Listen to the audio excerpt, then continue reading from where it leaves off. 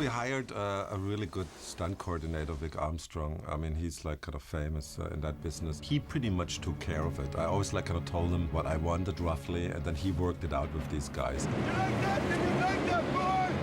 Roland was very good. He'd let Vic do a lot of his stuff himself. He wouldn't interfere too much, which is great, because Vic really knows how to make those things good. We had very limited budget. So what we did a lot of like stunts which are not very expensive but very spectacular.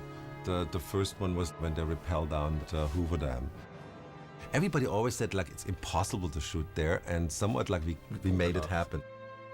The Hoover Dam sequence was a great sequence. I mean, even by today's standards, it's very good, because you actually have real people moving down the dam. It's not CGI.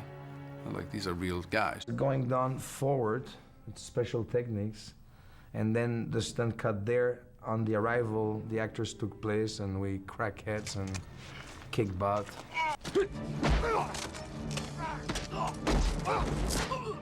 The big bus chase, that was, it took a couple of weeks, I think. Jesus Christ, he's coming right for us. I know we discussed forever the chase sequence with the Unisol truck, you know, like chasing the bus. That was like kind of a big deal for us at that time. There was a lot of second unit stuff. Some things were on stage in LA. Some things were in the, in Nevada and on the dry riverbed.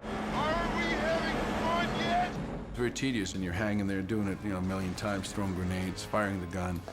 Of course, you get a good tan because it's, the middle of the desert. Yeah, it is the Grand Canyon. It's pretty deep, Yeah, we're right on the edge. The gas station, yeah, it disintegrated. I mean, it was a real gas station 1 second, and next it's just a hole. That was huge. That was a good explosion by any means. I felt heat, it's far away, but you feel like a wave of heat. I'm gonna bust your head, punk. I don't want to hurt you. That fight scene when I eat the popcorn, and the way I fight, because I've got great flexibility, so I can stay like this and kick a guy, and it look abnormal. When you kick and you make an effort, you make like, it's look like a human doing it, like, When you go kick, you go, baff, and you stay, and it's like that, and then your popcorn, you look like like a toy. You're dead, soldier. No, I'm alive. The final climax of the picture was partially rehearsed and partially was just come up with by me and Jean-Claude on the spot. Some of the moves didn't work because of the rain and because of location. Also, we wanted to add some special stuff. We actually went back for 2 weeks and reshot stuff and added moves to the fight because it was a little too short, people felt, in the first version.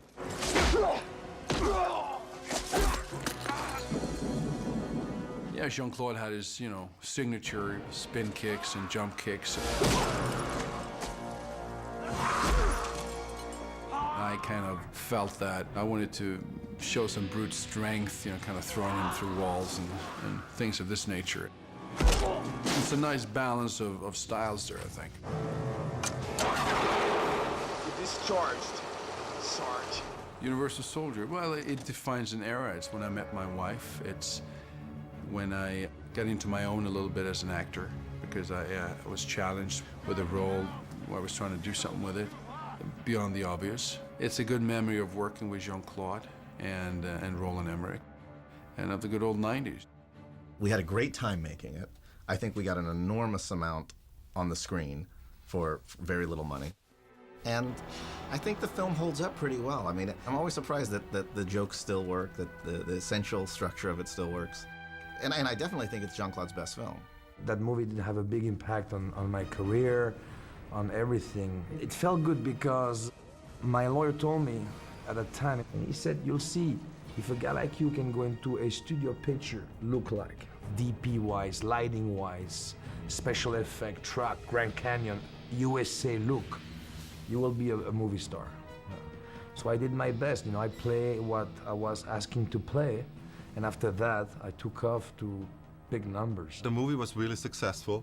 And then naturally they kind of threw all kinds of other projects at us, and we decided to do our own movie, which we had written already and was called Stargate. And we all of a sudden had like a sleeper hit, and everybody said, oh, now you can do this, now you can do that. And we like kind of said, no, we're like doing now our next script. And everybody was rolling their eyes, you know.